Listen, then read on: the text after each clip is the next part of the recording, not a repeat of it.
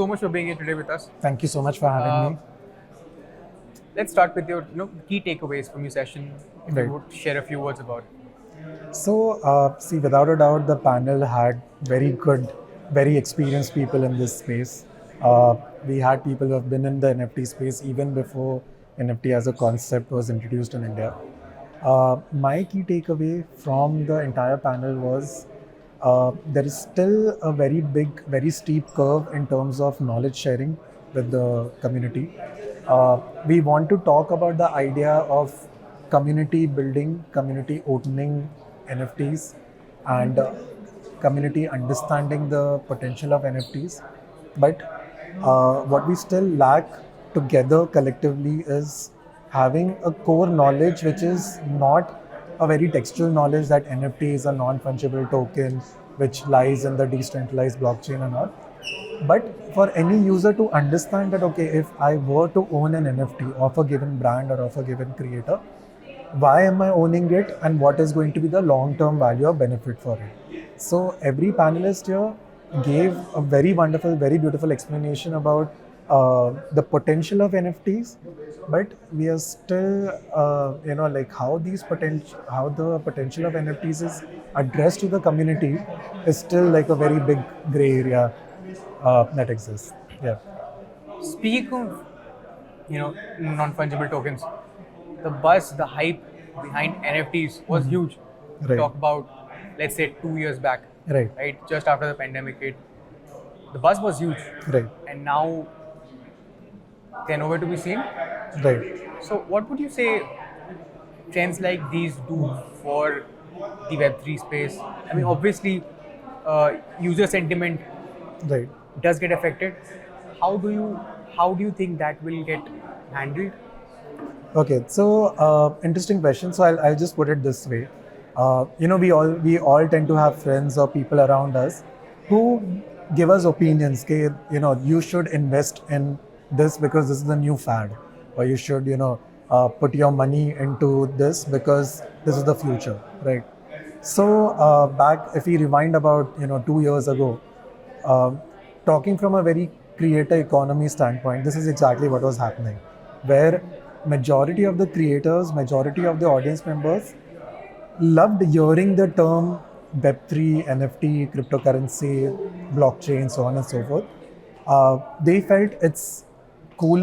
They felt it was something very aspirational, and they would read articles or watch videos where there would be international celebrities or international evangelists or key opinion leaders who would talk about such topics, right? So what happened was that people were picking up on the topic, the trend, simply because they were hearing too much about it, and it was a cool factor for them, right? And with time, what started happening was that people started getting, like, once they started putting in money or once they really started getting into the process, the speculative market anyways made these prices go very, very up, right? So by the time they even understood how the whole thing works, they felt that they were too late to invest because the price had already gone from like X to probably 3X, 4X in a lot of things that they wanted to buy or wanted to invest in, right? And this happened in a very, very short period, very short time frame. So if you look at the curve, it's like by the time they came to know about Web3, newer technologies, NFTs and all, till the point they were equipped to invest in it, whether it's time or money, the speculative market shot up to the point where they are like, maybe not, I can't do this anymore. And then that is when it started seeing a downfall. And since it was something new, people just went like, oh, thank God I didn't put money into it because it started going down. No one is really going behind the real psyche of why it went down. It's just at the face value that, okay, thank God I didn't get into it. So that's how the trajectory happened.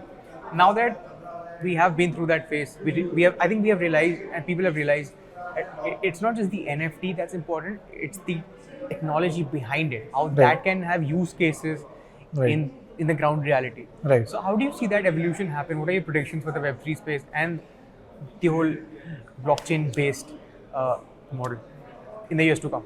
Right. So, one of the key words of this year is AI. right?